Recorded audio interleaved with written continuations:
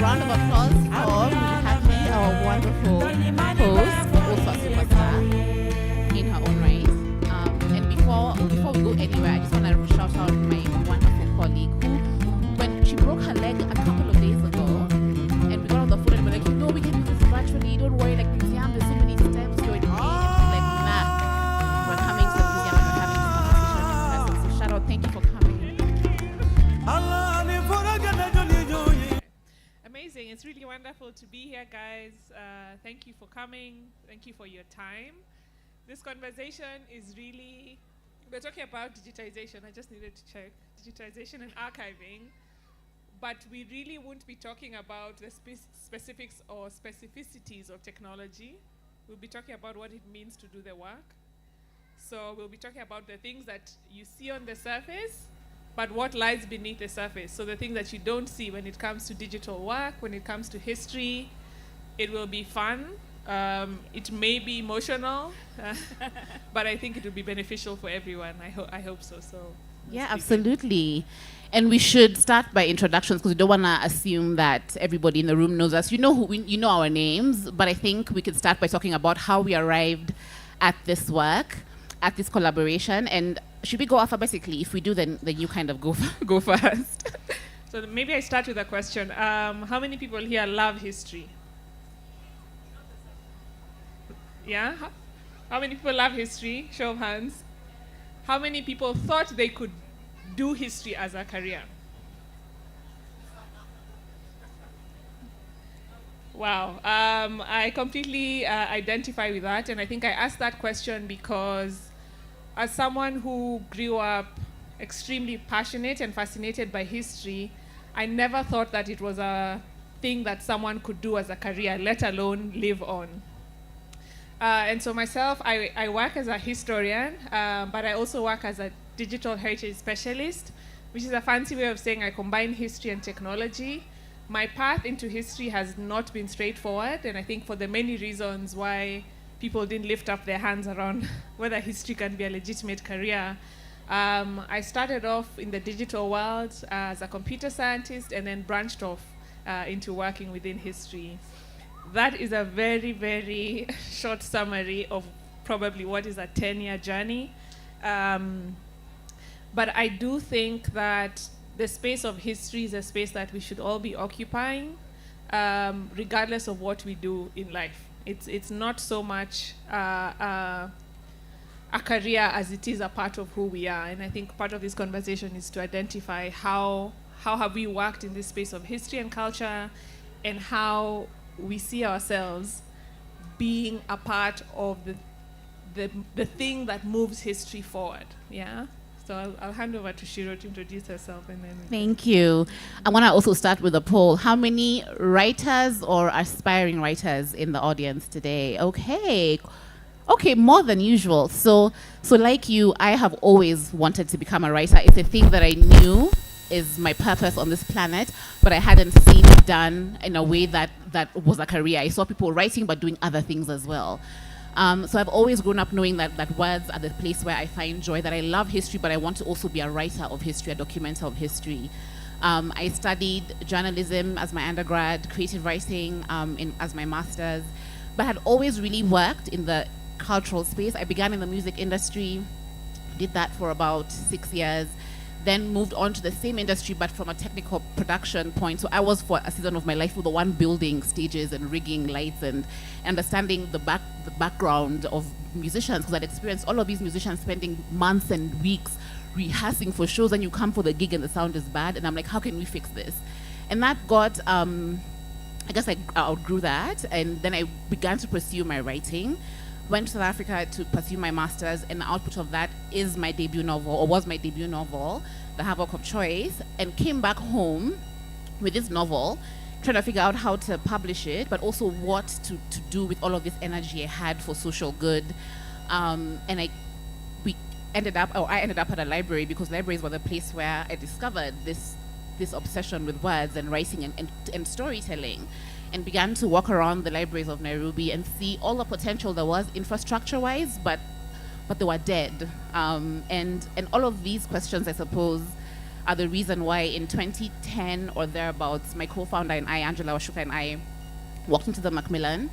We were hoping to use it for a gig. It wasn't looking like what we thought a public library that was then about 70 years old should look like. And we walked away, but that day when I saw where the future of my stories was, like, I'm gonna be writing books for the rest of my life, for them to go into this old library, for no one to read them, for them to yellow at the edges without really interacting with the people I was writing for, that was a problem for me. And I decided that day that I wasn't gonna live in a city that didn't have vibrant libraries. And a couple of years later, we figured out how to build Book Bank, which we'll talk about, and all of the ways that it centers stories and culture in all of their formats and all of the beautiful ways that they exist. And that's how we collaborated. Yeah, I think I have a question for you, Shiro. Did you find that you often had to justify the reason why you're doing the work that you do? Like, did you have to justify why libraries are important? Did you have to justify why preserving a building is important? Or is it something that everyone understood from the get-go? Absolutely not. I think anybody who does any kind of culture work, that's probably what you spend 25% of your time doing, directly or indirectly, convincing people that this work matters. And sometimes I don't even mind having to convince people, it's who you have to convince. So it breaks my heart when we have to convince Kenyans that they deserve nice things, right? Because if you kind of go through life being stripped of the things that are your right, like vibrant public spaces, like green spaces, like clean running water, then you begin to think, oh, maybe I don't deserve these things. But every time I talk about our vision for Book Bank, there's always people who are just like, that's so great. And someone who's just like, libraries. Do people still go to libraries? Yet we have the most number of libraries of any other country on this continent. Kenya has the highest number of libraries. Of any other country on the continent. We have 49,000 libraries in this country. That counts, everybody in the room is shocked. That counts school libraries, right? But even if you take away school libraries, we have more libraries than any other country, and Book Bank has been to every single one of them, and we can verify this.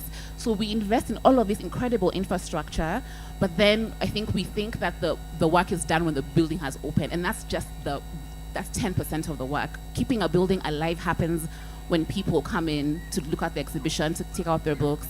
So it's often, I'm happy to spend my life justifying why culture is important, but it breaks my heart a little more when you have to do it to the people who hold the culture, who create the culture, and who the culture exists for.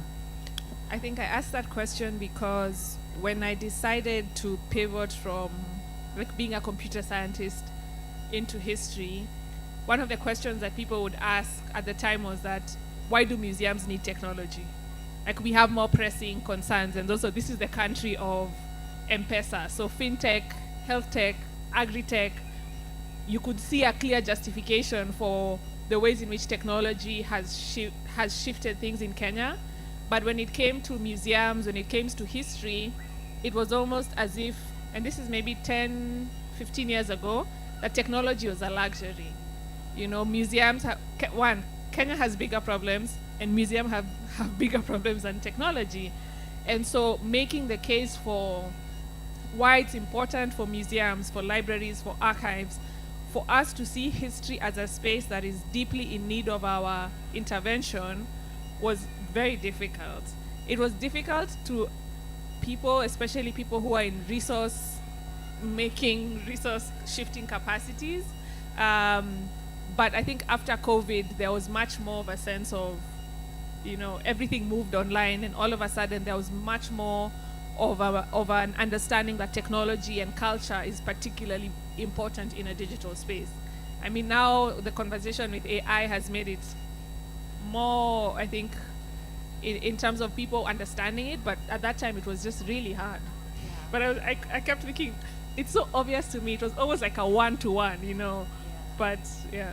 I'm glad you said that because I want to invite you to talk about the work we've done together. But the favorite thing about the work that Chow and I, through our organizations, do together is that intersection. You've just mentioned that after COVID, everybody began to understand the importance of digital. And I think that that's great, but I don't think digital is more important than the physical. And that's where you and I kind of merge, that I work in the physical space, but you make our work digital. So maybe if you could speak about what we've collaborated on and where folks can find it. Yeah. So 2019, I was approached by the Book Bank team to help and consult on their digitization work. What does consultation look like? It was a very interesting space for me because I had just finished my master's and I was trying to understand, like, what does culture in Kenya, particularly collections that are Kenyan, what are the processes that we need to be engaged in preserving them? And so working with Book Bank, I don't know if I told you this, but that was my first major consultancy. She did not. I didn't. You did not let that on. I had to be very professional, but in my head I was just like, oh my God. And also, I think I didn't mention this before, but I used to use Macmillan Library a lot. After Form 4, you have this awkward time when, you know, you just have so much time. I just take a mat into town, go into Macmillan. It was free. There was history, there was books. So Macmillan as a space for me was also a safe haven. And having the chance to consult and advise on how Book Bank and particularly the library can digitize its collections was such a pivotal moment for my work. But I was also learning on the go, you know. So when you think of digitization, you guys think of the camera, right? You think of let's say this is an object, take a picture of this drum, yeah? But imagine you're dealing with 10,000 drums. Where do you start? Do you start by taking the picture? Do you start by sorting them out? Do you start by understanding where the drums are from? Do you start by understanding whether you can move them or leave them where they are in the first place? Do you start by understanding the environment they're in and who is doing the work? And so that project, particularly for me, was because I had been trained on digitization. I had not been trained on what happens when your collection has not been cataloged, when it's not been, you know, organized, when you don't know where to start. And I found that is actually maybe like 50% of the work. Yeah. And just to give you a bit of context about the collection she's referencing, the Macmillan Library is 90 years old. If you walk into the building today, it looks like it did in 1931 when it was built there. The collection is the same, the furniture is the same, the cataloging system is the same. And the basement of the building is the home to all of the stuff that the library hasn't needed over the last 90 years, but not known what to do with it. And when we took over the task of restoring this library, having done two other much younger, much more contemporary libraries, with this one, it felt like everything was precious because everything is old. It has a story to tell. It's been there longer than we have. And that's why, even for the librarians who work there, throwing away things didn't make sense. And that's where Chow entered, because we had this basement full of newspapers. The oldest newspaper we have is 1902, from 1902. All going through several different levels of damage, of disrepair, and we have to figure out, do we begin by cataloging it or caring for it or binding it or taking it out of the condition it's in, or do we leave it where it is because objects form kind of affinities to the spaces they're in. So if you remove a newspaper that's been in a moldy basement for 30 years into an air-conditioned room, you're doing more damage. And that's the kind of skills we had to learn. And I'm really glad to hear you say that you hadn't done this before, because now it makes sense, because we hadn't either.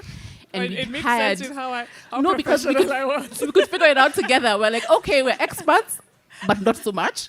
And we have all of these resources and this trust, because we're dealing with national assets. We have this trust to figure this process out. And the one beautiful thing that I will always appreciate about our collaboration and what you brought to the process is localizing this process. We had grant funding from the British Council. Shout out to our funders. But we didn't want to spend this money importing expensive scanners from Germany that once they break, okay, now we have to Amazon pieces here. We're like, how can we figure this thing out using YouTube and what we have in our phones, but still get to the level of quality that international digitized material requires? And Chow allowed us to do that. We've digitized over 500,000 items to date. Yes, round of applause for the incredible team at Bookbank. And we're now beginning, and it's a perfect segue into this next section, we're beginning to realize what it means to hold digital assets, to care for them, to make them publicly accessible in a way that is safe, in a way that honors the item and the user. And that is one of the biggest unseen parts of digital heritage, among others. And I think we can talk about some of the things that, and all of this work will be available online. You can check out Charles' work online, check out our work online. It's all there and the work speaks for itself, but we want to talk about all of the stuff that you won't see online. Yeah. So five or so years ago, I formally registered on an organization called African Digital Heritage. And registering the organization was off the back of one thing, realizing that the problem was more of an ecosystem problem. It wasn't a problem that I could solve on my own or that one person could solve. And so African Digital Heritage came out of this need to create an organization and a space that is not about expertly scanning or having the highest quality definition of cameras, but where organizations like Bookbank can come and say, we actually don't know where to start. We don't know what to do. We don't know where to start. One thing that I don't think we talk about enough, especially around technology, is that it can be scary. It can be scary, and this is what Shiro, I think, is talking about. What are the unseen parts of engaging in this work? You know, one thing that we hear often is that we are scared of getting left behind. And I think with AI, there's a new wave of feeling like you're being left behind. But the question for me was, okay, we are saying that we should digitize our collections. We are saying that we need to be online, but how do we get from point A to B? I thought at the time, I was very naive, that if we had infrastructure, and by infrastructure I mean hardware, then we are fine. I realize now, or not now, a few years ago, that the thing that we need in terms of digital work is not so much the hardware, it's the software. And by software, I don't mean like metadata software, etc. I mean the skills, I mean policies, I mean ecosystem, I mean community, because this work is never ending. Once you start, you have to care for the material, you have to maintain it, you have to migrate it from one form of technology to the next, you have to make it accessible. And to do that, I think we need community and we need to be working together. I think I appreciate how Bookbank has, even in learning on the go, you've also brought other people, especially Kenyans, along with you to learn. What has that process been like? Because learning on the go, it seems like a nice quote where you can be like, life is about learning. But learning is difficult. And you make lots of mistakes. And you make mistakes. And sometimes they're expensive. Mistakes are costly. Yeah. So what mistakes have you made, or what have you learned along the way? Yeah. There have been so many. I'm trying to filter them because we have funders in the room. No, I'm joking. So we first of all made that mistake of trying to disconnect the person from the object, and not just the person from the object and its lifespan, because the biggest and the most important investment we've made to date at Bookbank is in people. Yes, we restore buildings. Yes, we restore items. Yes, we're creating community spaces. But if you remove the community from our work, then it exists in a void.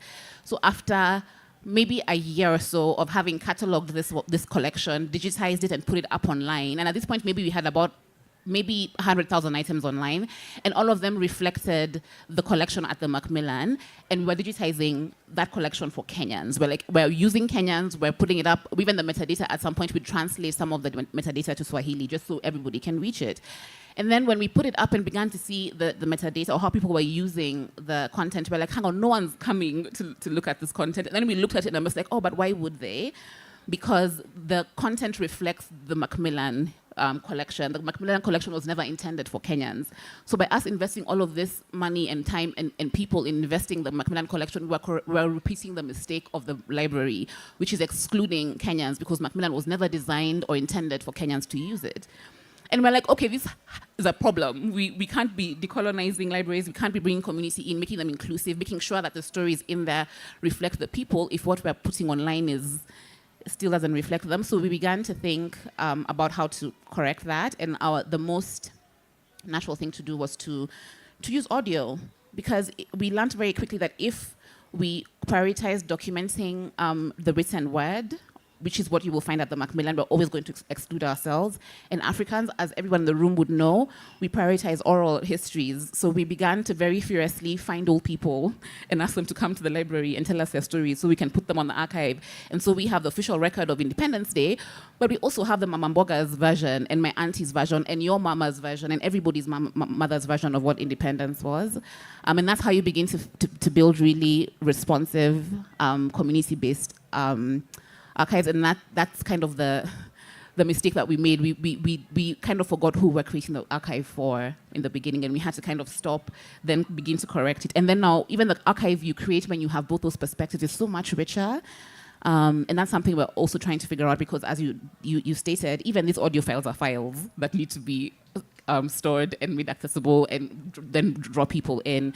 And we must never assume that gathering people online is easier than doing it in person. Anybody who did any kind of like online gigs over COVID would know this. You need the same amount of strategy and thinking. And I see the live streaming team being like, yes, it is true. It's just as difficult. There are even more moving parts, if anything, because the demand to keep people engaged is more. You have more things to compete with when you're online. And I think anybody who's working in this space needs to lead with that. Think about your digital assets, like actual physical assets that live in a building and need to be cared for, touched, looked for, and dusted every single day. That was a very long answer. No. It was perfect, because you brought out something that I wanted to speak of, and that is politics. Digitization is also a political process, and you've mentioned that digitizing the written records of the Macmillan Library that was set up in 1931 for a predominantly minority European settler class did not resonate with Kenyans in 21st century, Why? Because I think we look at access as, and there's maybe like a romanticism around access, that if you put something, people will access. It's not the case, There's so much work that needs to go into, one, making people or making audiences, users understand that something is there, but also relating it and making it relatable. And I think it brings me to this point that, digitization politics is also about prioritizing. And to prioritize, prioritizing is a decision-making process, and people make decisions. Yeah. The camera won't make the decisions on what to digitize, or the scanner, it won't say, I think I should digitize that. You're the one who's going to say this should be digitized. But in a way, you're also legitimizing a lot, And it's a double-edged sword, because you could be legitimizing something harmful and delegitimizing something, else. Or you could be legitimizing something that people have not had access to but now need to know. Yeah. And so I think the political part is very important to speak of. The other thing is around quantity and quality. I think often we find ourselves in a rat race where it's much more, and a lot of this is like a Western model of digitizing. Not to say that digitization is bad, but Western museums, Western institutions have more resources than we do. And so their capacity to digitize is more led by the quantity of material that they can digitize. So we often equate quantity to success. Like, you digitized 500,000, but what does it mean if people don't even access 1,000 of those 500,000, right?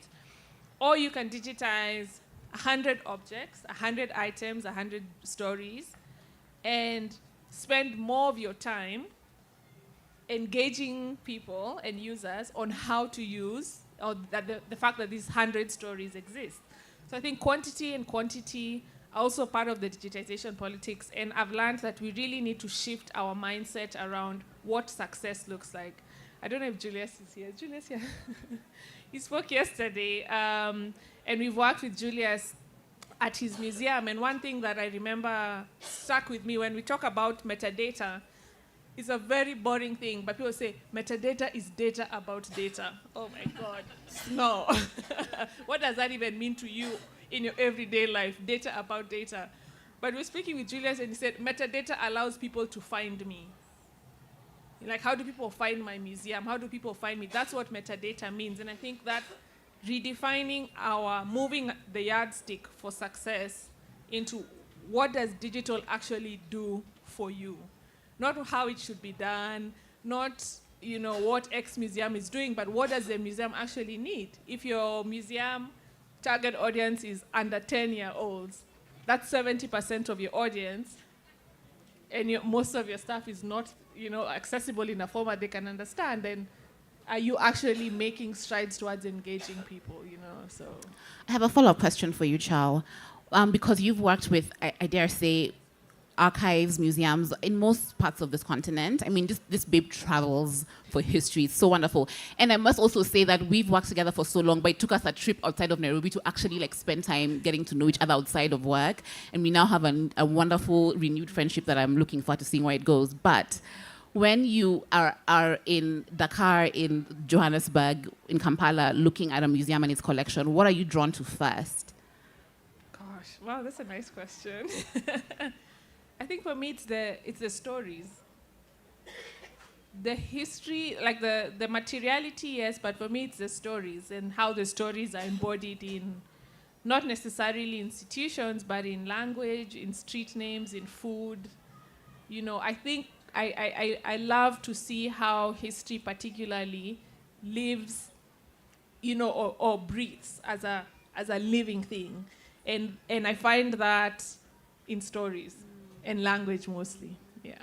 I love that. Okay, we're gonna play some games shortly, but one kind of invitation because we I have a note here that says back pain, and I think you wrote it. Oh yeah, I did. One of the unseen bits. I did write that. You just wrote back pain. Back pain, yeah. Back pain. Yeah. Maybe she can tell us what. Yes, let me tell you about one of the unseen bits of digitization being back pain because.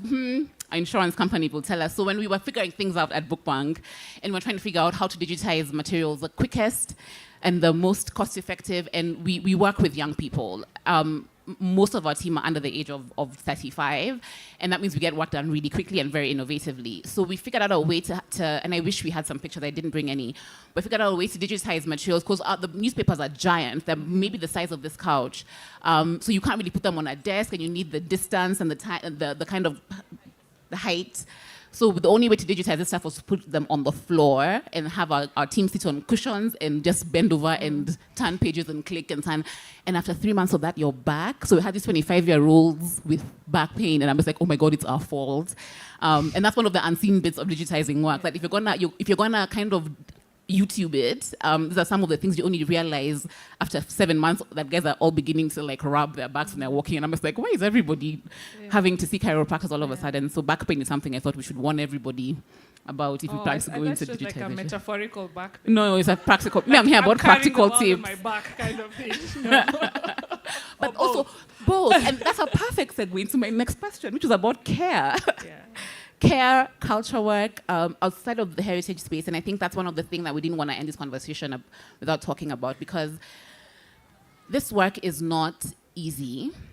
It's not always comfortable. And I think I've never met a person who works in the cultural space that doesn't do above and beyond what they're required to, because there's always such big vision with such little resource. So, and the reason why we recently spend so much time talking is because we're at the moment where we're beginning to balance our vision for organization versus the structural changes that need to happen for us to thrive versus the care of ourselves and of the people that we work with. So what have you been doing outside of caring for the objects that you spend so much time caring for to care for yourself and for your people? Wow. Most recently is having to go on a forced break. I think for the past 10 years, it's just been go, go, go. We can build a future, and we can. But I'm learning to balance, like, what are the things that your capacity as an individual can get you to, and what are the things that are structural, that you have to have a community to work within, you have to have resources. I think there's an expectation, and I don't know where this comes from, where it's like culture work, history work can only be done as a passion project. It can only be done on the side. It can only be done as something that, because you love it, you know. And yes, we love it, but it has every other, the kind of ramifications of doing it are the same in any other career, you know. Like, you'll get tired, you need money, you need a community, you need infrastructure, you need systems. But I find that as cultural workers, we're expected somehow to still do the work without any of that buffer. And I think that's something we really need to change in how we resource cultural work, how we see the weight of the people doing it. Because fundamentally, and I've always found this very strange, fundamentally we all get it.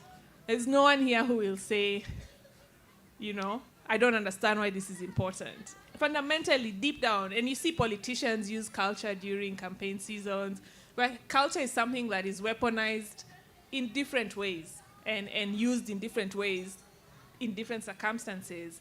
But when it comes to resourcing it and, you know, legitimizing it, that's where I think a lot of it is, you know, a colonial inheritance and a colonial mindset and the damage that was done to us in relation to us connecting with our history. But I think we have to put in systems not just to preserve the culture, but to change our relationship of working in culture. Yeah. Absolutely. Yeah. Absolutely. And it's such care work that, and it's not comfortable. I think we're talking about how sometimes, even like while going through the collection for us at Macmillan, again, 1931, so the books in there were very racist, very problematic, and we had young Kenyans interacting with these things for the first time for their own way, not through a textbook or through a teacher. They were looking at colonization for themselves through the written work of those who, I guess, designed it. And that was really, really painful. We had a lot of people who needed counseling after that after our cataloging process. But I think in the moments when all the things that you said that are happening, in between times, I think also choosing beauty. If you're going to decide, okay, I have a basement full of very important documents, maybe save 15, 20% of that for the beautiful ones that make you feel happy about your job, because that's also important. That's why this work makes sense, because the effect of looking at gorgeous things sometimes can do things for your mental, for your physical, in addition to taking breaks and resting and making sure that your team are doing so and resting their aching backs, but also just prioritizing beauty, because when the task is so big, you'll reach out for the oldest newspaper first, but maybe not the most beautiful one. And those two in my books are equally as important. And all the other things that we need to structurally solve for this work to be simpler. Yeah. Okay. Now we can talk about happier things. Let's play some overrated, underrated, in keeping with the TikTokers, and we have to like do some social media things. We're gonna call out a bunch of things and discuss whether in the field of digital heritage they're overrated or underrated. And I'll put you on the spot first. We can go back and forth. So what do you think about 3D scanning of historical buildings and artifacts? Be careful. Overrated. No, the thing is, this is on camera now. I'm just a bit nervous. Explain yourself. No, I think 3D scanning is important, and as a technology, it's very, very impactful. But I think there's the entry point is quite high in terms of the infrastructure that you need, in terms of the time, but also audiences don't engage with 3D material in their day-to-day lives. So for me, if it's a question of an institution that needs to prioritize, then I wouldn't make it a priority. I'm not saying it's not important, but I'm saying, like, in terms of priority, and also in the context in which I've seen many of our institutions work in, I don't think it's a priority. It's still important. I agree. I agree with you. I think it's more important to preserve the historical buildings and artifacts. Yeah. Then we can, once they're in good working condition and the people are engaging with them and loving them and relating to them, then we can think about also scans. 3D data. You still have to care for it. You still have to find platforms where it's accessible and archived, and that's different from 2D data. So there's much more outside the shininess. I think there's much more care involved in actually making it useful, to people. Yes. It's my turn now. Yes. Okay. Underrated or overrated? Crowdsourcing, community photos, stories, and oral histories. Oh my God, completely underrated. Oh, In thank fact, God. I think that's not even on the scale. I think that's urgent for anyone who calls themselves an African to do, because that's where history is. It's in your family albums, it's in your villages, it's in that guy who screams in shags at the village and you all think he's crazy. He's not. He has that history, he's talking his history. And I think it's completely, and we've made that mistake as well at Book Bank of prioritizing histories that don't prioritize us. So I think crowdsourcing is the answer to building responsive archives. One question about crowdsourcing.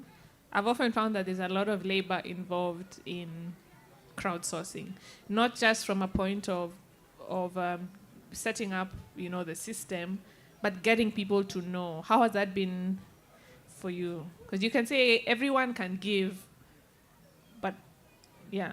Yeah, that has been, again, an unseen part of the work that we underlooked or overlooked.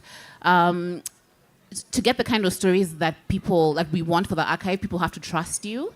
And that trust takes time. And also, we also prioritize people who are 60 plus when we want these stories because we're ticking time bomb or we have a clock to catch up with.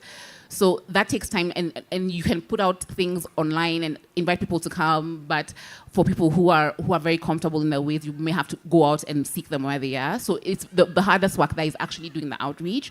We have, however, learned, because we've done about 3 rounds of the missing bits, maybe 2 or 3 rounds. The first one was very successful because it was tied to an actual gathering. So in an event such as this, we will ask everybody, please pass by the booth and record a story for us of anything you want to share about your history, because our ethos is everybody's an expert on something. Like, you can make a really good cup of coffee, tell us about that, because you're an expert in making a really good cup of coffee. You can braid a hair, come and give us your expertise. And that's what we did during an event.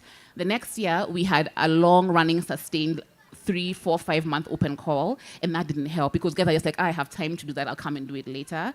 So we've learned that maybe using like kind of moments such as festivals where guys are already gathered, thinking about the topics you're talking about is much more effective. But because we're going to continue to do this, we're learning now that we have to have researchers traveling the country with their phones recording these stories. That's the fastest way to do it. I think sometimes we overprogram things when everybody has a show. Just go ask your grandmother for 30 minutes of her time and then we have an archive. I think you brought up something important, which is trust. Yeah, I think trust is an important part of like our relationship as cultural workers with not just the work but with people as well. What I found also in terms of doing field work, especially in Kenya, people always like, umetoka wapi? And if you say Nairobi, no. Where are you really from? then they want to see your letter. I'm like, wapi barua? So trust, I think, is an important part of cultural relationships, and by virtue of that, digital cultural relationships as well. So it's my turn. It's my turn to ask you. Underrated or overrated? I'm not checking if Black Rhino in the room. Virtual reality museum experiences. I think I'm being set up for failure here. I'm being set up, right? Okay. The phone. Okay. Overrated. Why? Gosh. No. I say this because I think our museum, and whatever I'm speaking of in the context of like our African museums and African institutions.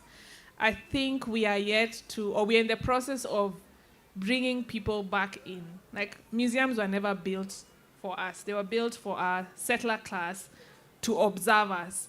And we're in the process of questioning that, delegitimizing that notion, and there's a lot of work to do. So I would rather we do the VR when we've done that work. And this is where we put you on the spot because you recover so gracefully. But absolutely, there's so much work to be done. And I think that's so much true. That's true for a lot of digital heritage, that it's great that we can do these things, but are we creating more of a divide by doing them? And in many cases, that's what happens. In our case, at least, it's been true. Next one. Using, underrated or overrated, using AI to restore or colorize old photographs. I have to say it's underrated, because I can't tell you how long we've tried to find pictures of the Macmillan, and it's like a color photograph of the Macmillan, and that's the thing, because we're often taken black and white, so we have to figure out how to recolorize. Someone in the world knows how to do that, maybe AI does, but because I haven't, I think it's underrated. But I think such things are the things that kind of shorten like the time span. I'm often asked about AI and what it's going to do for the work, and I'm just like, stop being scared. If you're not using this thing to shorten the amount of time it takes to do this mammoth task we have, then we're doing something wrong. So I think it's underrated because it may help save a lot of time. Yeah. I think it's also a question of play. I don't think we're allowed to play with history. And I know we engage with very deep, painful, dark times we've been through as a people. But sometimes history is also about playing, and I think that allows... Yeah, and that's what digital heritage allows us to do, to make a copy of the thing and play with it, right? And to try and try and see what other stories are hidden under layers. And I'm thinking about, remember, Kendall, we had this session where an art restorer took us through the process of restoring, I think, a 200-year-old painting of Barbados, and it was the first painting ever known of the Barbados Islands. And she had taken us through all of the history she had to do to figure out what hue of green goes on this paint canvas. It was the most beautiful thing I've ever seen, and the amount of care and detail, because she's just like, you can't just paint a face here because the photograph you saw had a face. You have to figure out who that man might have been, what he was doing on that plantation, how he got there, and that will tell you everything about the shade of his skin, of the color that you have to. And that is the thing that I think AI can allow us to speed up, because then these stories come alive quicker. Yeah. How are we doing for time? Or we might need to... We're supposed to ask people questions, but I can talk to you. Okay. For long, but maybe we'll do a few more than get questions. Maybe you should do this or that. Okay. Digitizing, so this or that. Digitizing entire archives or selective collections? Selective collections. Absolutely. Yeah. We can go through these ones fast. I don't think some of them need explanation. Okay. Let me ask, free public access to digitized collections versus paid models. Ooh. Ooh.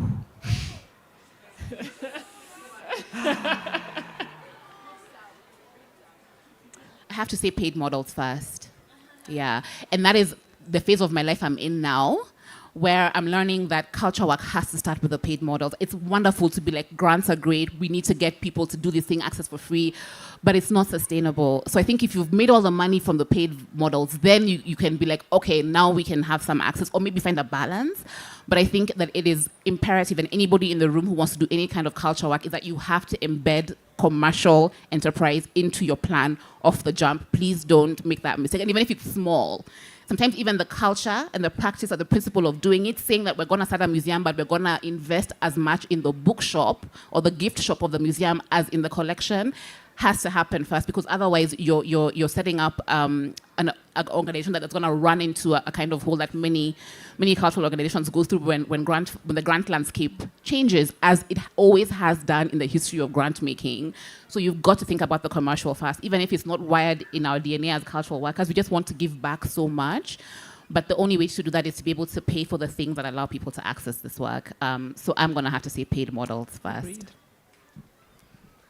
Cloud-based storage versus local servers for archives. Wait. I don't know. I think my relationship with the internet has changed, especially seeing how so much of the infrastructure we think is permanent, is neutral, is actually at the whims of whoever is running that company, right? So if someone decides that they don't want to see this video on X, it's taken off, So I don't know, because you can say local-based servers, but guys, the situation in the country is also not looking very good. I I don't know, man. Yeah, I don't know, it's a guys. tough This one. one, I'm allowed one pass. Fair, absolutely fair. Okay, digitize first or physically restore first? Wow. Ooh. What is the object? Okay. Yeah, what is the object? So I would say, oh my gosh. So I want to say physical preservation so you can digitize it, but you also don't want to erase the harm. So I would say digitize and then preserve and then digitize. To digitize. Yeah. A sandwich digitization. Yes. Sandwich digitization. Because there is some beauty in the damage, yeah. Audio archives or video archives? Audio archives or video archives? Video archives. Video archives, interesting. I thought you'd say audio. I wanted to. Okay. I wanted to, but I think if you're in a position, I'm thinking about the point of doing the data capture. If you're in a position to do video, I think I'm always for like capture as much data as you can. If you can, yeah, because you can extract the audio from the video, but you can't generate a video from the audio. So that's what I would say. Okay. Yeah. So my preference would have been audio for two reasons. One, it's cheaper, and two, I think I'm a storyteller, so I always like to leave a lot more than I need to the imagination, okay. and that's I think why I prefer podcasts to video, because then there's just so much more to imagine. Okay. Next, we should have a vote. I think the last. Let's one have a should be vote. yeah. Which one should be a vote? What should they vote on? Let's see. Okay. Prioritizing. Okay, so you guys are going to vote, yeah? For either prioritizing colonial era archives or contemporary community collections. Wow. That was not as hard as I thought. So should we So who would vote for like prioritizing colonial era archives over community contemporary community archives? There's Okay, so colonial archives, hands up. colonial archives. Okay, so let's define colonial archives, right? Are they archives made in the colonial era or archives by colonialists?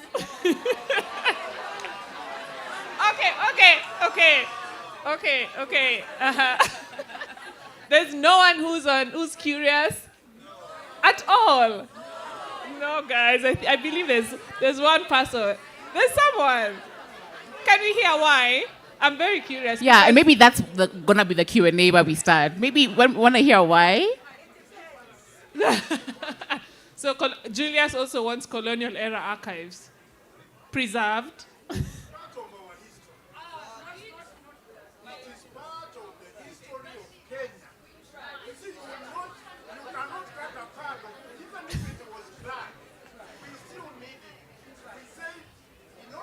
I would, sorry.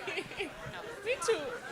You know, the world operates in negatives. We have day and night. We have light and darkness. Unless we know the dark past, we will fall victims to the same mistakes. So we need to know, one, how did these guys get into our country? How did they make us believe in a religion that they taught us was good? So we need to know how they came in and what they did, so that in the future we will not fall victims. Thank you. Hey! No. But everyone is clapping and was like, no. Okay, the lady in the section. Yeah, we can open it up now. I think who tells the story controls how we believe and how we think. For sure, think about it. Even I wanted to say about the libraries. What if the concept of the libraries is just a colonial concept? And how we kept our heritage was still libraries, but because they're not defined from the English, I'll use the word English, concept, then you're causing more divide by telling me the only way I can get access to my Kamba friend, using the Kamba friend if I'm someone from some other tribe, I would have to come to you who's interpreted their culture from your own concept and then I get it from there. Remember, coloniality is getting concepts out of their context. And that's what we're keeping on doing. It's getting everything out of their context. I work with communities, and one of the things we're doing with storytelling is maintaining that within their context. If you want to come into a library, come within the community and learn why they're doing that. Because the concept of heritage is that I can evolve it. When my kids take that, it becomes something else. And we should allow that. When you put it in the library, you have her number. almost She's on her putting phone. something Oh, and okay, good. making Yeah, we've been it fun, texting, so it because tells the us, context then has changed. So I feel who tells the story controls how we think and what culture we are pushing. Absolutely. And maybe I agree with you about the concept of a library, and I'm going to explain why. In 2021, we did an exercise to try and translate the phrase, welcome to the library, into every Kenyan language, all 46 of them, and we didn't get past like 5, because the word library does not exist in Kenyan languages. However, we have made a lot of investment in the infrastructure of libraries. So what's more important than doing away with the idea of a library is to redefine what that means, and that's exactly what Book Bank does. So you're not reading the books on the library, it's fine. And the books in the library now are not being read because they don't represent our perspective. But if I put stories that represent Kamba fiction and tell you, come and experience your community via their storytelling, the storytelling that they have written for themselves, then you begin to have a richer sense of what a library is, because it is an archive, it is a place where you can come and understand who you are, and who you want to become. And that's exactly what we do at Book Bank. We do not have static libraries. You come there and you learn how to play a drum. These drums actually are from our libraries, if I'm not saying so. Because it's really about how you connect with who you are in every single form, beyond the book and beyond the static nature of the page. Because culture, as we can see behind us, it grows, it evolves, it changes, it resists spaces and eras. So absolutely agree with you. Where were we? One more person. Oh, sorry. No, it's fine. I was just saying, I think, what's his name? Julius and this lady have two very important points. And it's really important everybody here understands that we need to get away from the either or. The either or way of thinking is a very Eurocentric construct. You can sometimes marry things together. Now, Dr. Julius has a point, and so does this lady. We cannot get away from what has happened to us. Whilst within a decolonizing construct, we definitely need to take agency of our own narrative. But at the same time, we don't want to throw the water out with the baby. It's important that we're able to take what we can, where we can then mobilize our own agency around a new narrative that is ours, but at the same time learn from the atrocities that have happened to us, because they did happen. So let's move away from the either or and start to work now as, learning ways in where we can actually take the best, the Sankofa thing, yeah? Yeah, thank you. One more and then we go back. Is there any other comment on that? Sorry.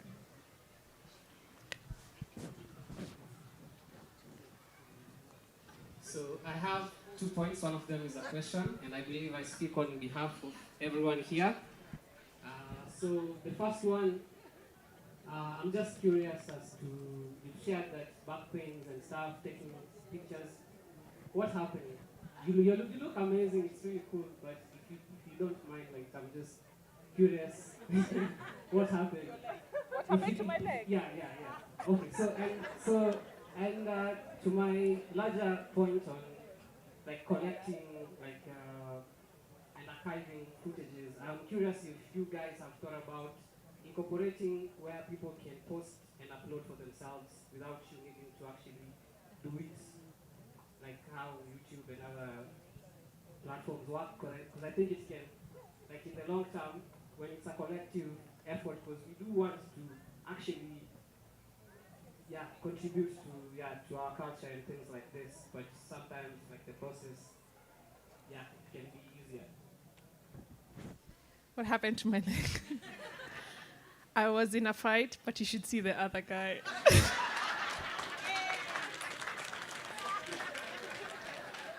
Oh, that's all I will say. Well, in terms of crowdsourcing, which I think is what you raise, I can say it's extremely important. But what I've learned most recently from the protests last year is that you cannot crowdsource, you cannot build an archive outside the context of the moment. What do I mean by this? Just after the protest, we started a small initiative called the People's Archive, where we had asked ourselves what is going to be remembered about the protests in future.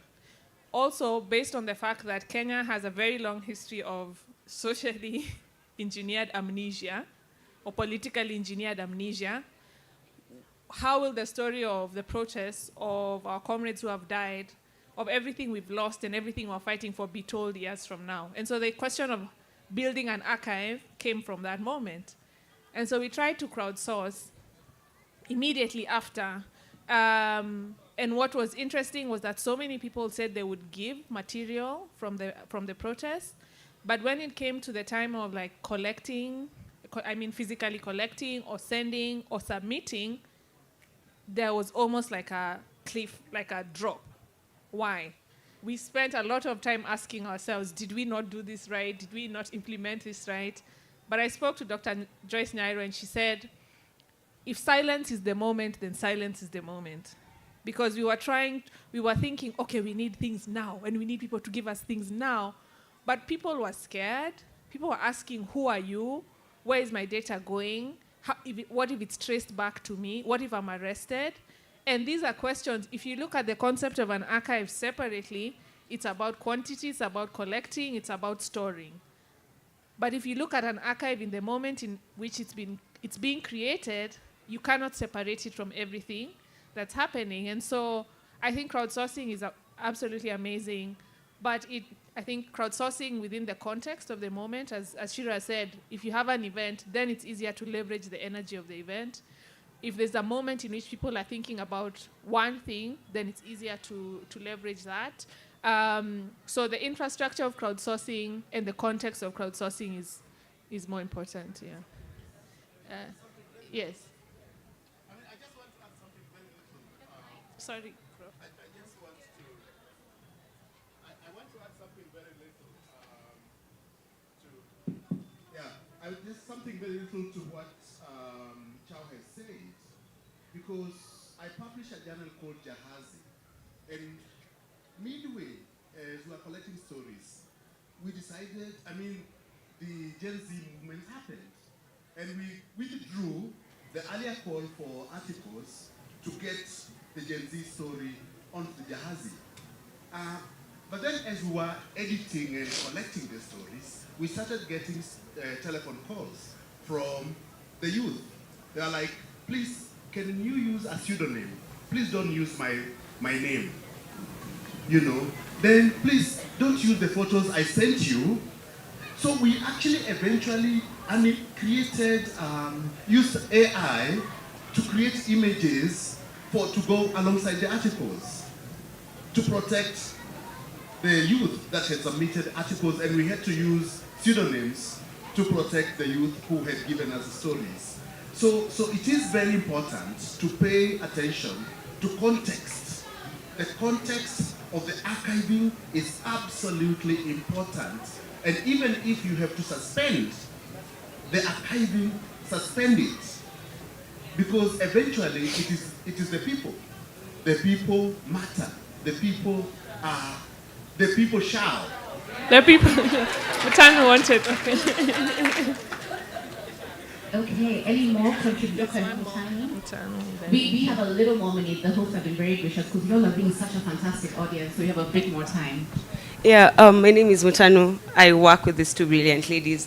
The thing about crowdsourcing also, which I see a lot of people who are building digital archives do, and we are inviting people to give, knowledge or their thing, is sometimes we forget that the nature or the history of museums and archiving was built off extraction. So what Chow, what Shiro are trying to describe is how do we think about care where this archive belongs to the people. They have given it and it doesn't look extractive. how do we balance and show that, okay, this belongs to you, but it sits at the people's archive? How do we dance with the IP and the giving? And is it just, what's the word that I'm looking for? What incentive do the people that you're crowdsourcing for have? And when you balance that, then crowdsourcing can work. But it is a lot of work, is what I'm trying to tell you. Thank you, Mutano.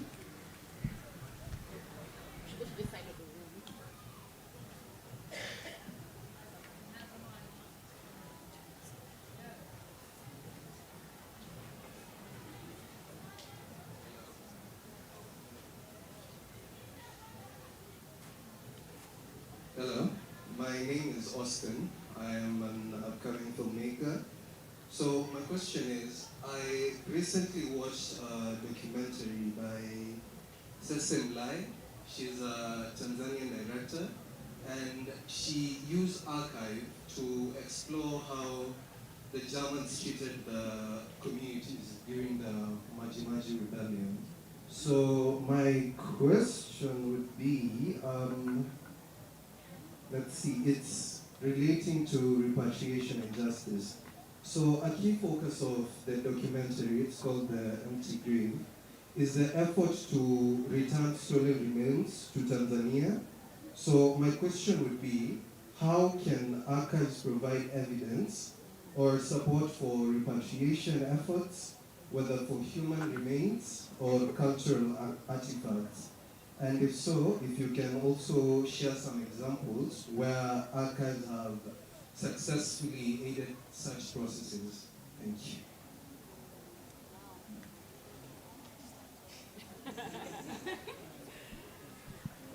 Hello. I have a question regarding the crowdsourcing. On a perspective of a data scientist, how do you mitigate in finding out that the data is good or bad? Let's say for Gen Z protests. How do you know that it's someone who is inciting or is just saying some things in order to appear relevant to the situation? How do you guys mitigate such situations? One more, just the last one. My name is Innocent Chani, and the question I have is about 3D printing. So I do not know if it's really a matter that should be ignored, being that we have a lot of cultural artifacts, the pots, the drums, the one that I remember most fondly from my trip to the last trip I had in a museum, which was in class 3, was a rainmaker's belt.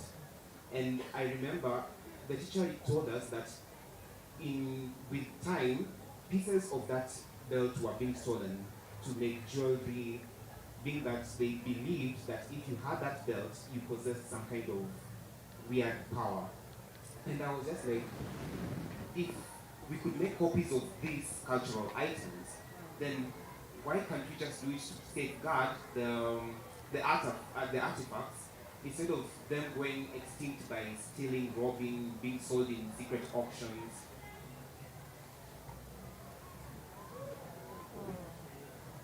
Okay, shall we take those three?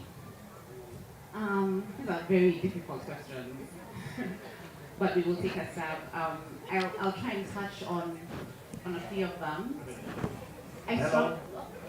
Can I ask the last one? This is the last one. Nobody else can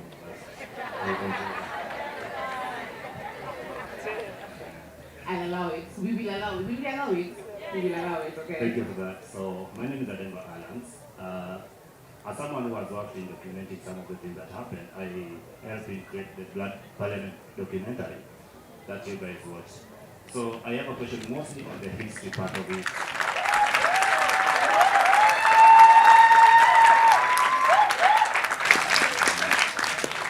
Okay, thank you guys for that. So I have a question mostly on the historical part of it and maybe one for the culture. I know what we watch these days in the history was something that happened in the past, but I believe, as she said, that we also need to create whatever is happening right now will be the history come 20 years to come. And what we watch is something that was documented by people, and I believe that time people had power over what they were writing or what they were documenting. If you read the books of, let me say, the late author, what was his name? But most of the authors from Kitambo, they had power over what was happening, and nobody was censoring them in what they write. Right now, the government has not even accepted that the protest happened. That's why they were saying that some of the things that we're seeing were AI generated, those pictures were edited, they are photo analysts and their photo whatever. So if we give them the power to document or to write what will happen 20 years to come, they will control the narrative, as she said.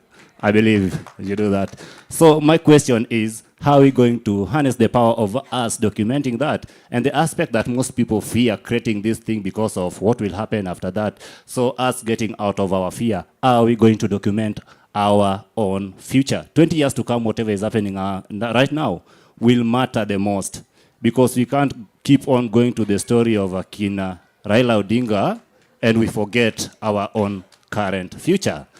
And another one, this to the culture. Right now we are trying to incorporate our culture to our current living. As you see, most people try to create everything when it comes to culture. But right now, if I say I want to praise the Luo culture, if I want to praise the Kamba culture, the Kikuyu culture, they are 100% going to translate to tribalism. So how are we going to separate tribalism and culture?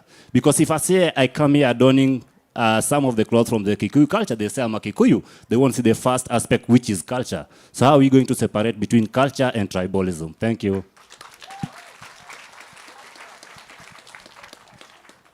It's a good thing you fought for your voice to be heard. And I'm going to say, first of all, thank you for bringing that documentary into the space, because as Charles was speaking, I was thinking about that documentary. And I think one of the things that might be grossly underrated is that power of the real-time archive.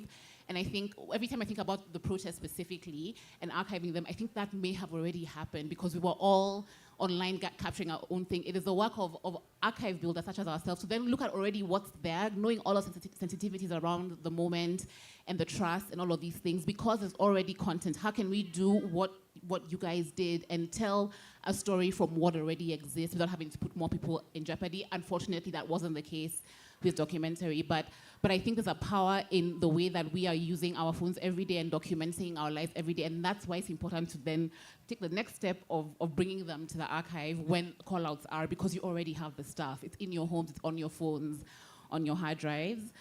Because we're running out of time, maybe we'll really kind of summarize as best we can all of the questions that have been asked.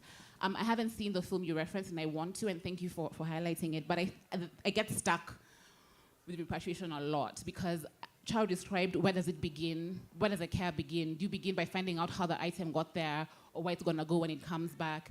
And every time I try and create a position around objects and where they belong, I get into the trap of structural problems versus things that are kind of, that just feels big.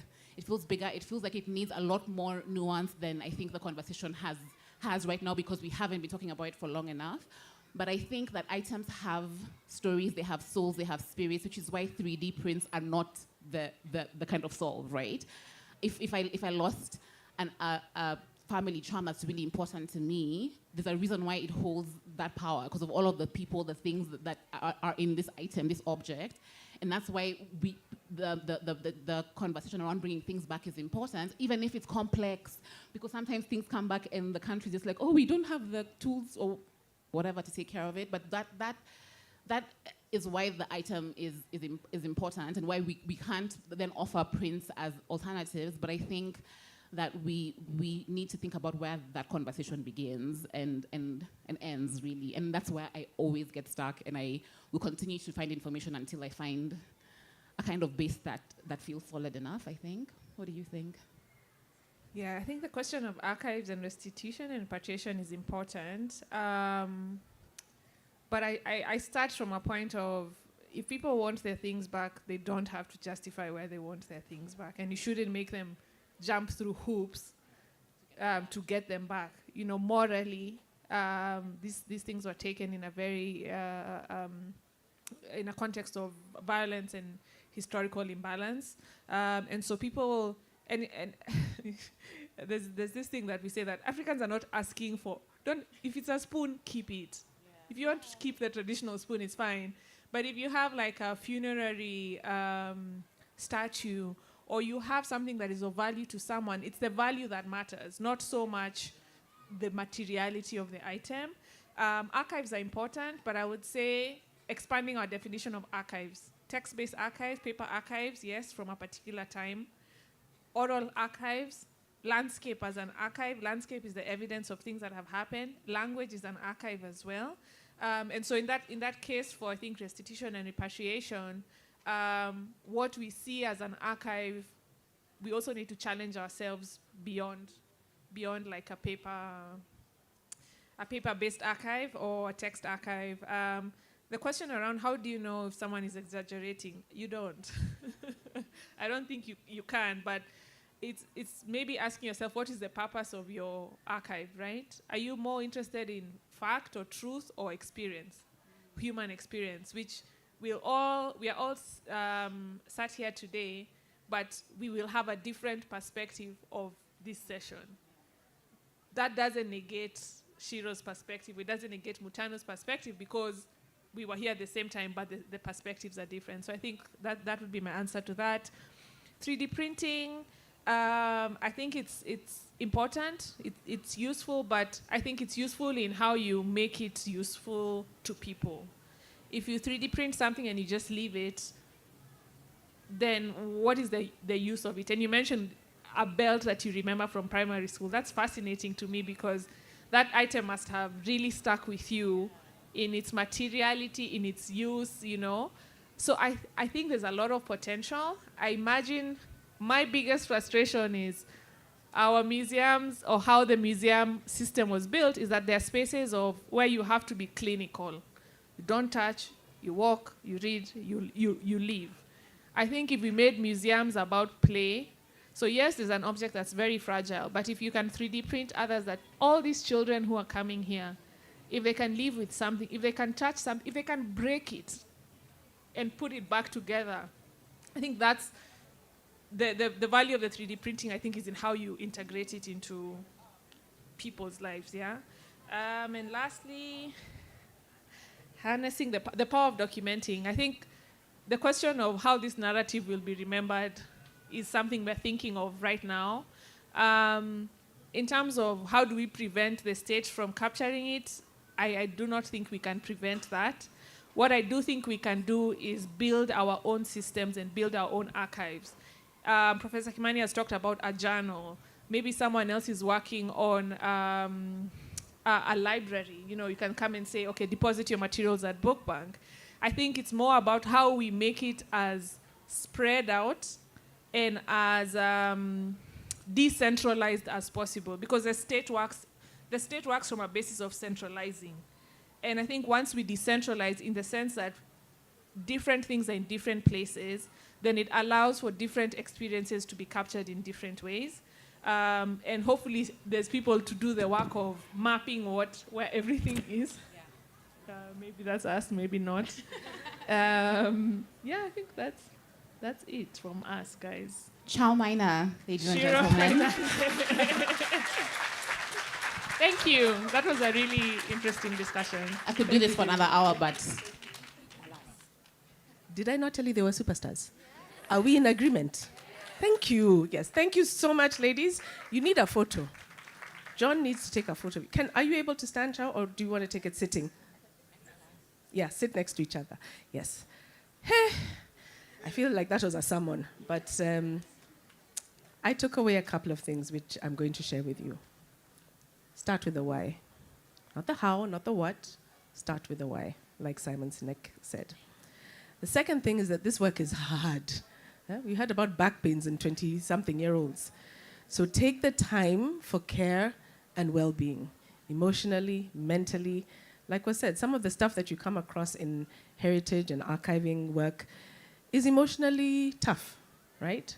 So care and well-being is really important. Number 3, we need to be intentional about what we want to do. It's not going to happen by accident. The version of the story that we want to tell will not happen by accident. it has to be intentional from the very beginning.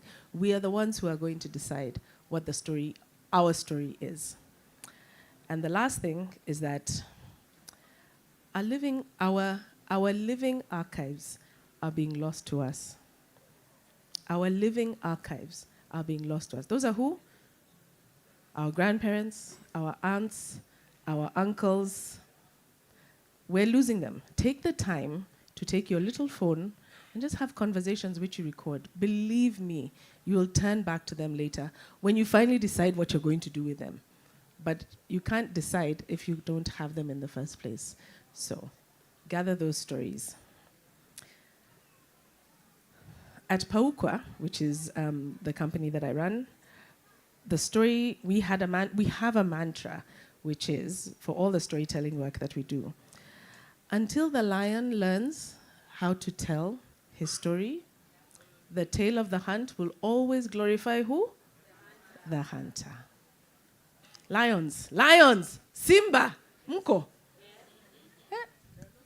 Let's try again. Lions, lions, Simba, Mko. You better catch those stories while you can. We're going to go to our last session of the day, so a slight program change. Vulani, you're going to have to explain something to me, because Vulani Mtembu is a technologist, an artist who works at the intersection of technology and art, but he's also called a multi-hyphenate. Can you please tell those of us whose English is less complicated what a multi-hyphenate does and is? But as we say in Nairobi, in Kenya, karibu sana buti. Asante. Oh my word. Just grilling me, I just arrived now. Multi-hyphenate. Well, I wear many hats. Basically, it's just that I wear many hats, work for multiple institutions, and I just believe as well there's nothing also special about that. I feel now in this global economy and also like the space that we work with in, whether it's in particularly in tech, where I work in as well, or in the art space, it's becoming the norm now, where there isn't like a strictly defined sort of career path or so. In fact, I haven't used the word career in ages because it has morphed. And especially with the advent of technologies and how fast the world is moving, it's very difficult to... I think this is actually the future of working anywhere now for people. We're not going to be subjected to one thing, and that's beautiful, right? We are fluid human beings, and we can change and do things and address sort of challenges in real time, and that's great, and be more urgent in that way. I think also being stuck in careers, specialization is great, but also you don't have to specialize in one sort of field. But also having more regulated, highly specified careers has sort of gotten, I believe, has gotten us in a sort of some of the ruts that we are stuck in with now, where the world is moving faster, much faster than a career path that was designed in MIT in 1997. You know what I mean? So, so basically that's a long answer, but yeah. And also, if I had to put everything down, it would just be too much. And as you would see in this discussion I'm about to have with you, is that if you indulge me, you'll see how my work moves in between art, science, technology, social issues fluidly. And this is how I think when I conceptualize projects for myself, for the partners that I work with, or of course in conjunction with people that it's definitely okay as well to specialize, if you feel about something that strongly and you feel that you're passionate enough about it. So as it was mentioned, my name is Vulani Mtembu. Thank you for the wonderful introduction and grilling me before I even sit.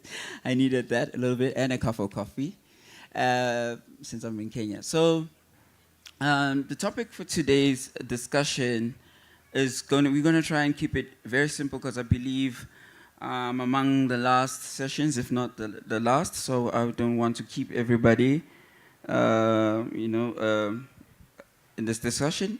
But we're going to talk about rebuilding the past with emergent technologies. Most of these things that I'm going to mention and try and speak about have mostly been talked about in the last 2 days or so of the symposium.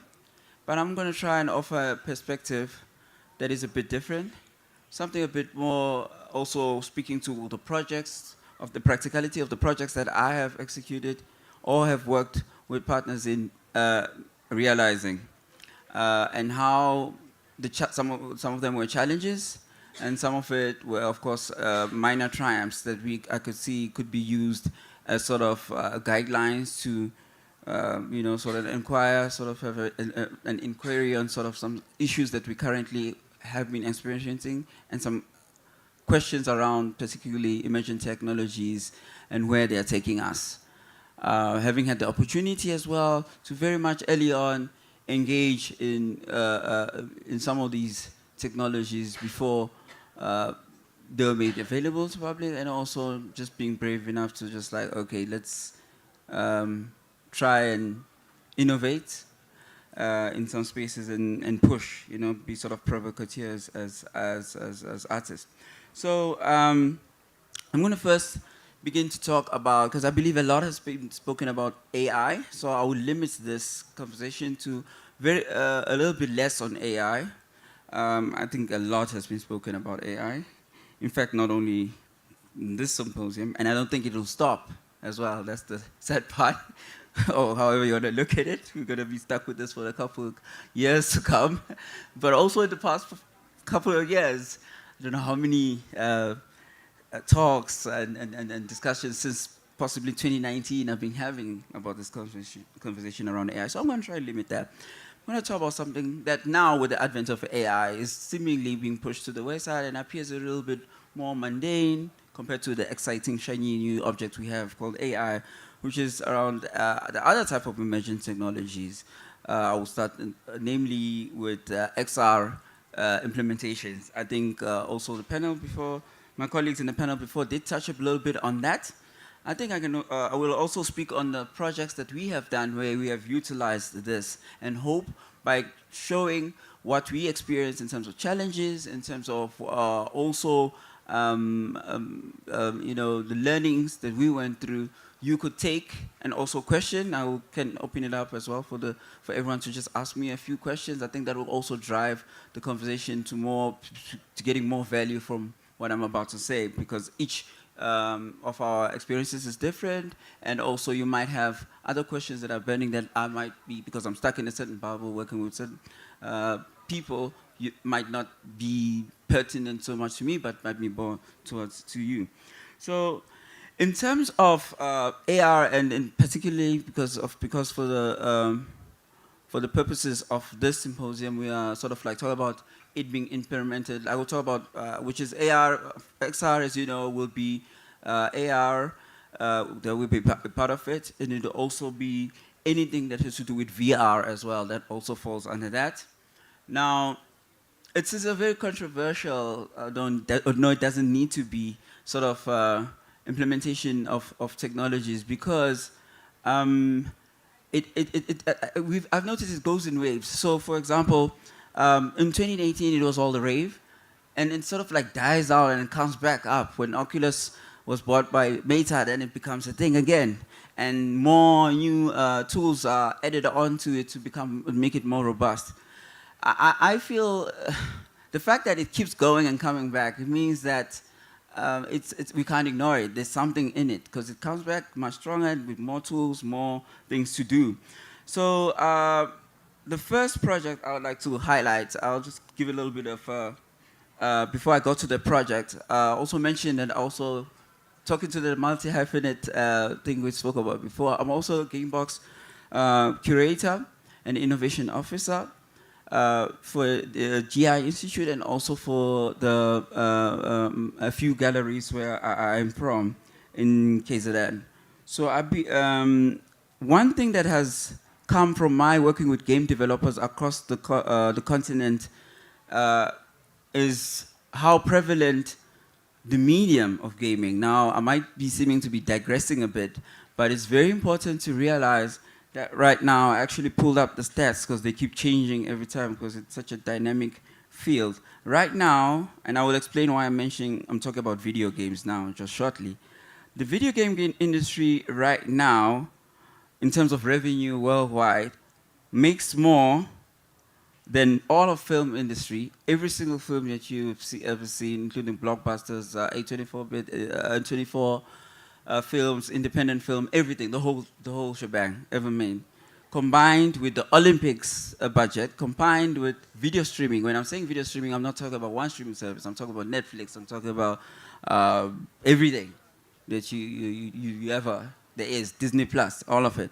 Combine that with digital music. I'm not talking about just one artist. Every single thing, from the biggest artists to everything. Combine it with the budget of NFL.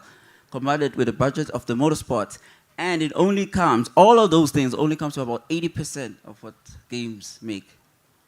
It's if I were to throw up the graphs, it's just insane. Now, we're in a situation where there is a medium. So one of the institutions I work with, we actually have placed video games in the library as part of books, as part of films and things like that, because we believe the gaming medium is just as important as all of this. It's just another way to stand. Oh God, I'm gonna use it to tell a story. However, it's just very different as well for gaming to tell a story because it's an interactive medium. But it also has its own art house games. It also has its own, it's not just Mario or something like that. It's also quite nuanced as all the other fields. Now, VR will fall under this gaming thing. What does that mean? That means also that the generation that exists right now, as much as we are on, you know, my generation, we're much older, we grew up on books. The generation after that, when the film also started being introduced, people were also scoffing at it like, oh, it's not a real medium, serious medium that we can, you know, when books came, until film festivals became more prevalent, everyone was like, books are the thing. And then it slowly got a legitimacy. Now gaming, I believe it's gaming's turn now to take that mantle. Now, most individuals who are possibly younger than 25 right now did not grow up in the culture of books, book reading, and all of that sort of thing. Most of the young people we have right now grow up with games. This is how they interact with the world. So you have games that will speak about social political issues because they can't go that deep, you know, whether it's Death Stranding, whether it's all these deep games. I mean, everyone when we talk about games, they think about FIFA. It's a whole world of games like that can go into certain things, very delicate human emotions and experiences. You know, it's a whole independent games, video games industry that's out there. Now, their primary interaction with the world is not a book, it's not a film, it's a video game. So we then need to then that means we need to take VR and things like that a bit more seriously and not just brush it aside. It's a real thing that most people, the generation that's coming after us will possibly only maybe interact with things that we have interacted with via books or visiting museums or doing this via games, and that will be the only way that they interact with anything archival or historic in any sense. So as a result, we need to now invest in that. So that's why I wanted to test out with games, because it's a juggernaut. There's no also explaining that, escaping that. Now, there's two projects that we have worked with to sort of tap into this AR, to sort of introduce VR most likely into, and where I feel, because it's also very, and I love the panel that came before. The answers were amazing. I absolutely agree with every single response. It was almost, you know, the way they're responding to everything. It was totally my feelings. I also would take it a bit further. Implementing technology for technology's sake is the most, I basically hate it. I'm going to use the word hate. I hate doing, because hey, look, we can scan this. Let's just scan it now. Okay, why not? We can do photogrammetry on this. We can do 3D scanning on that, and we do it. So there has to be some intention, definitely, and not everything also can be translated that easily. So I tend to stick to projects that are going to add value, and I see that there really is a need to implement this specific. So you look at the technology. So not all technologies, whether it's VR, XR, or AR, can work for a certain, whether it's archival purpose or whatever you want to do, or an experience where you want people to be there in that space and experience it. You have to look at the strengths and the weakness of the technology. So it's going to be different for each implementation, and it's not a one-all fix-all sort of solution, unfortunately. So the first project I'm going to talk about is a project that I feel is illustrates how important VR really is, just in terms of communication, and also bringing community together, and building a sense of like I said, community among people. So in 2019, from 2018 to 2019, we used to have a project called the Amaze Train Jam, where we got a few developers in South Africa. So there's a gaming festival that takes place in Cape Town called Africa Games Week. It's in its 8th year, I believe, this year. And most developers that make games and publish on, they can't get to the festival. So we organize a train trip from Johannesburg, which is a 34-hour trip, to Cape Town every year. Yes, and then while they're on the trip, they make games, right? So basically, so we call those things game jams for those that make games and hang out in those communities, and then they present those games when you get them. 2020 comes, COVID. Now we can't have the train. You can't have people working in the space.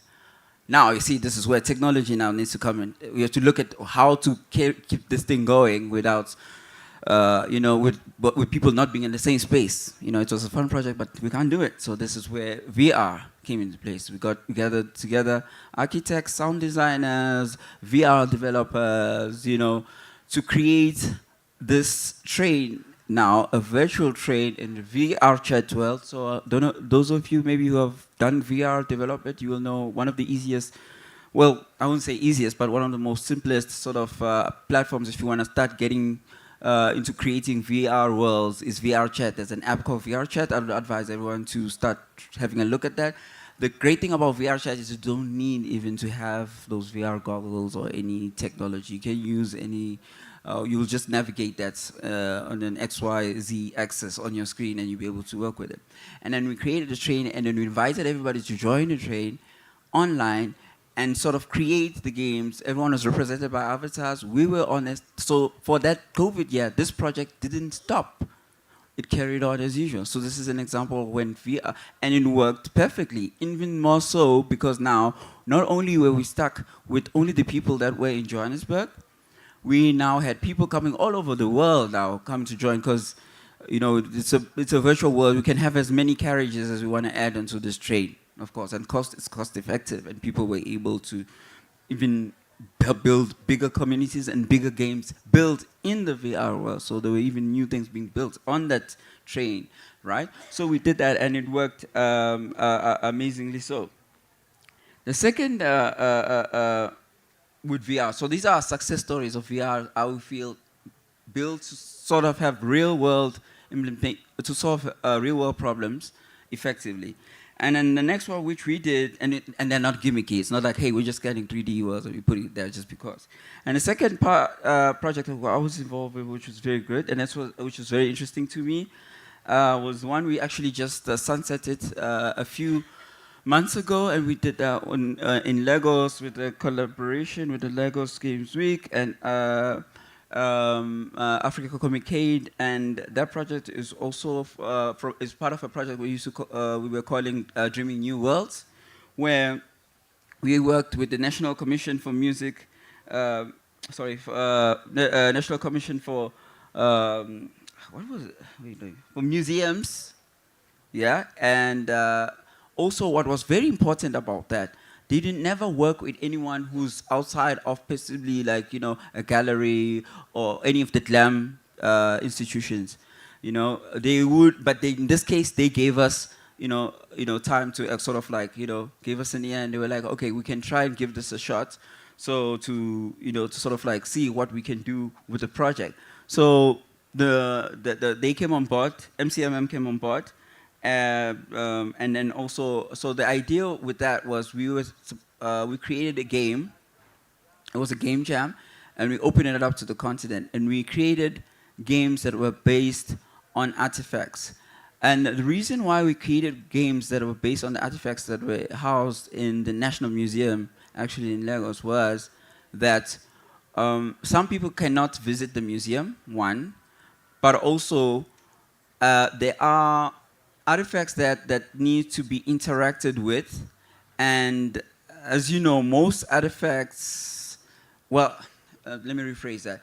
There are artifacts that originally, in order to get the best out of them, you needed to touch them, you need to move them in a certain way.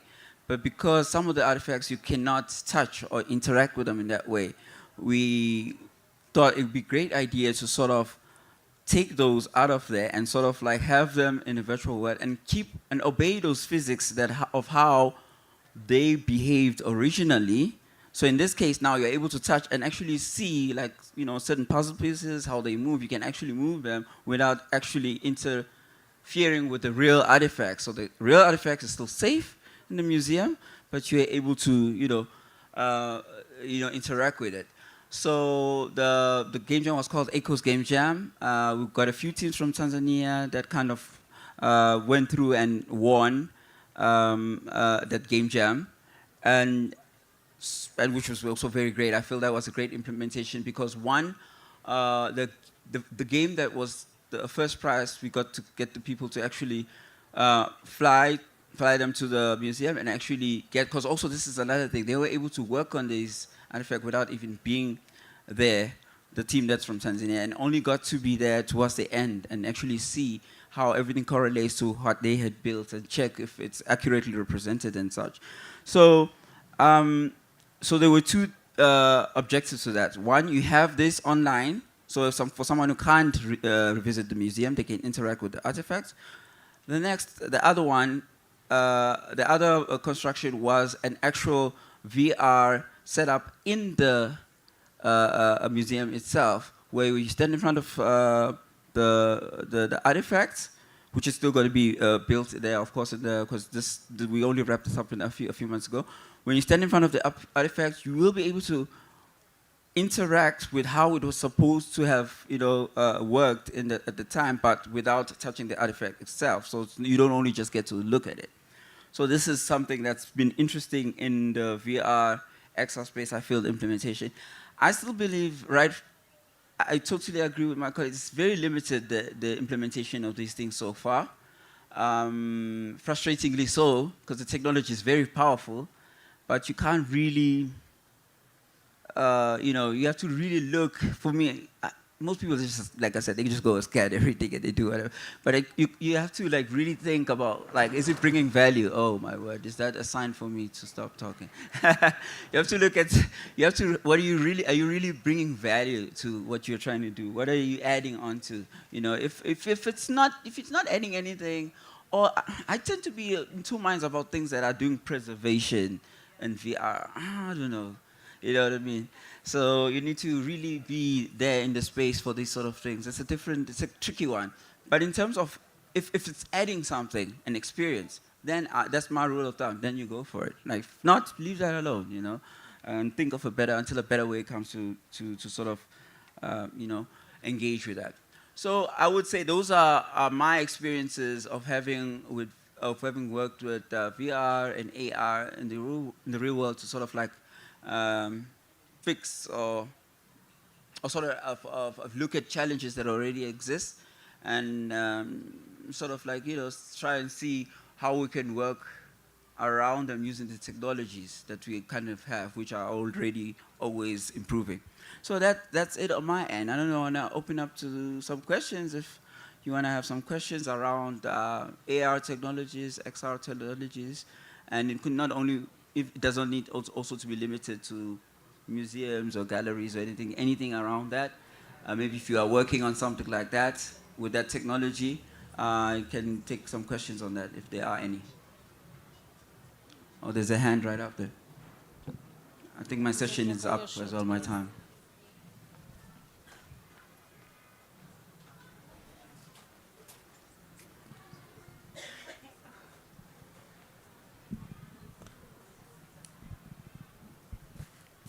Hi, thank you for the presentation. Hello, hello. Hi, thank you. Could you talk more about access to these technologies and how maybe, so our potential for using or taking advantage of technology versus the potential of technology to take advantage of us, or like to use us and to, yeah. So there's a lot of fears on AI, also related to digital heritage and building archives and access. But just, I think technology is a really great tool if we can use it, but then there's a lot of risks associated to maybe how it's controlled or who controls it and all of that, that could are potential risks for us. Thank you. Then a second question, maybe I'll only take two because I'm already, okay, there's a third one, only three, and then there's one, there's a gentleman up there first, okay, before you, and then that'll be it. Thank you. Hi. Hi, hello. My name is Richard. Hi, Richard. I have a question concerning the laws that come with actually creating the reality based on the culture. What do I mean about that is, are there laws that come with creating these realities, maybe regionally, internationally, that bind the digital archiving in such realities?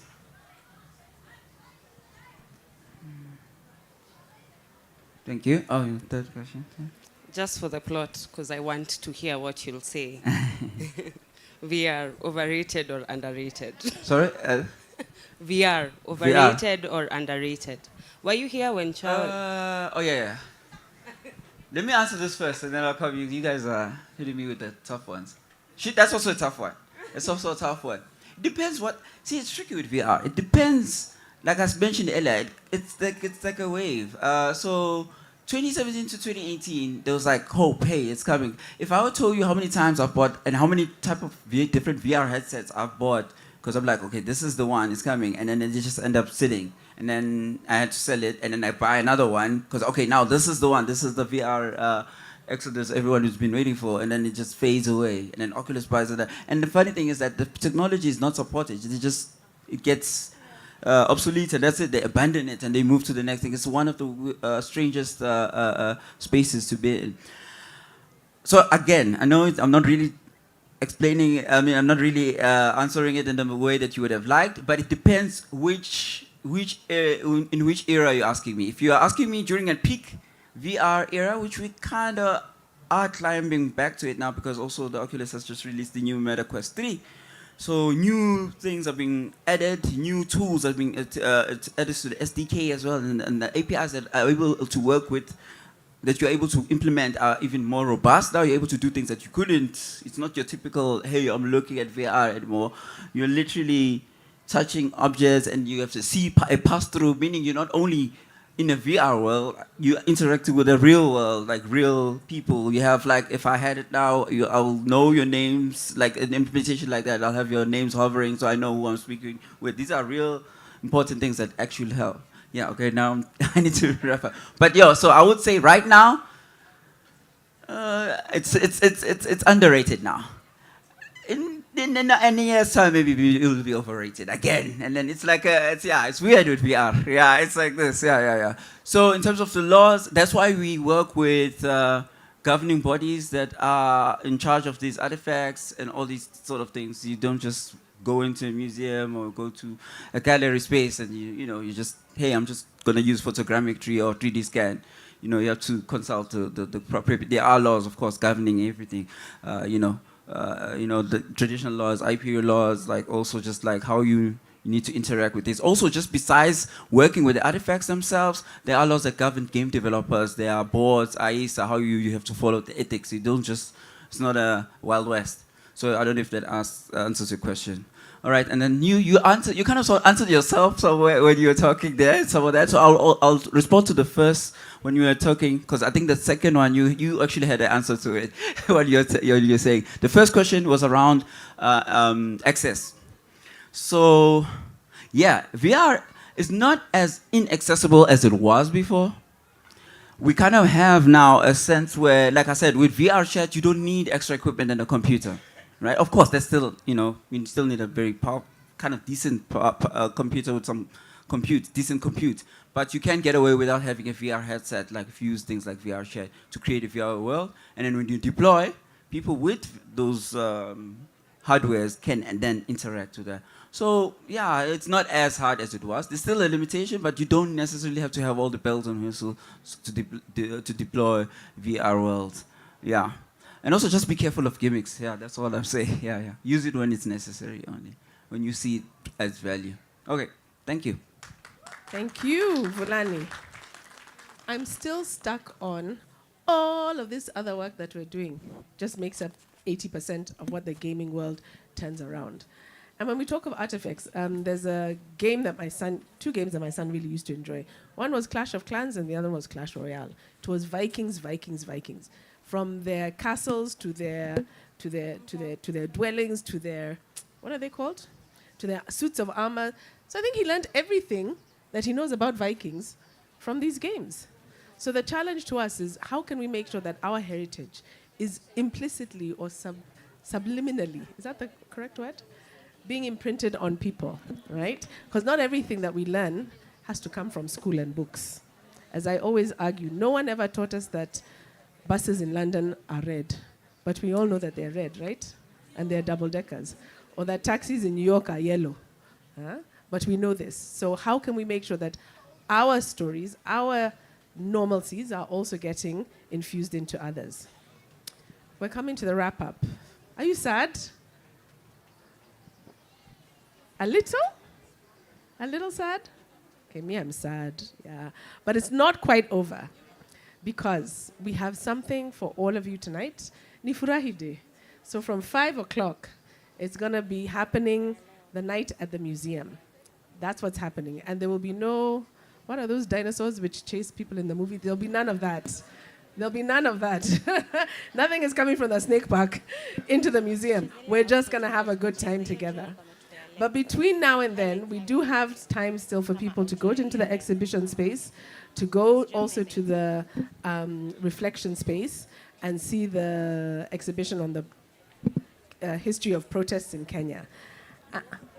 It's in the Botanical Gardens. Yes, yes. And also, like I said, the exhibition space. Check out Somanami. I'm sure they have Wanjiro's book, so you can buy it there if you've never bought it. And with that, I'd like to hand over to Tom Porter, who's the country director for the British Council in Kenya, for our final words. Thank you. Thank you. And it's my privilege, and I recognise my privilege, to say a quick thanks and to kind of recognise, I feel like I'm a maybe kind of archive from the colonial, dialed up from the colonial archive to close the session, maybe a dinosaur at the museum. But I think for me, this has been a fascinating and a brilliant way for the British Council to celebrate what we've been doing this year, is creating space for conversations and hopefully learning from it. And we have had, I think, hopefully a really good and robust conversation here, but there's also a great chance for people from the UK to learn from the conversations here. So it's really great that we've documented this and give us that a chance to carry on. Also, I appreciate the learning that I've been able to take from this. I'm 9 years into a 1-year MA at the University of London. I now have an idea for my dissertation, if they will accept it. But I think as we've heard, technology is not neutral. And I really appreciate, I think we put something out into the digital world through this program, this Symposium, that is a force for good. And I think one of the things I've been reflecting on for some time is the challenge we had from Emmaus up there around technology and AI. It's a scary thing, but in the age of AI, I would say bet on the creative and bet on the cultural. So thanks to all the teams that have put this together, and particularly thanks to the British Council team, many of whom are here, some of whom are back at the office, some of whom have left the British Council, but they've all played a part in pulling this together. A particular thanks to our sign language interpreters, Wakeo, Daniel, Linda, and Collins. If we can give them a... I think the prof has gone on to his next project, but the big final thanks from me is to Mo and the prof for all the work they've done. So, Mo.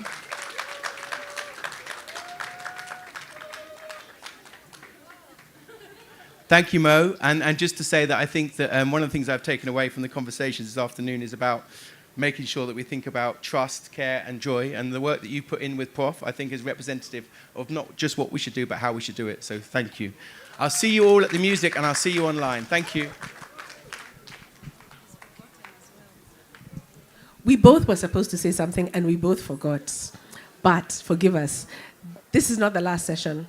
There's another session after Night of the Museum, tomorrow at 11 a.m., online Zoom, so you can take it from the comfort of your bedroom. We're talking about people want to build museums in their bedrooms yesterday, right?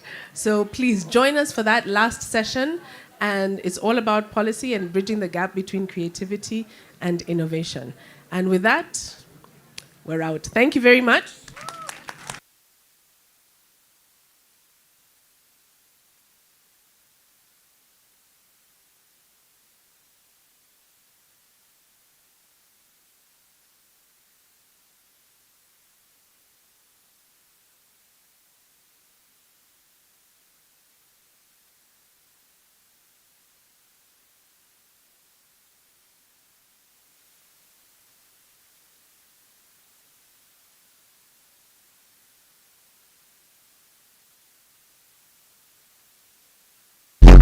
Thank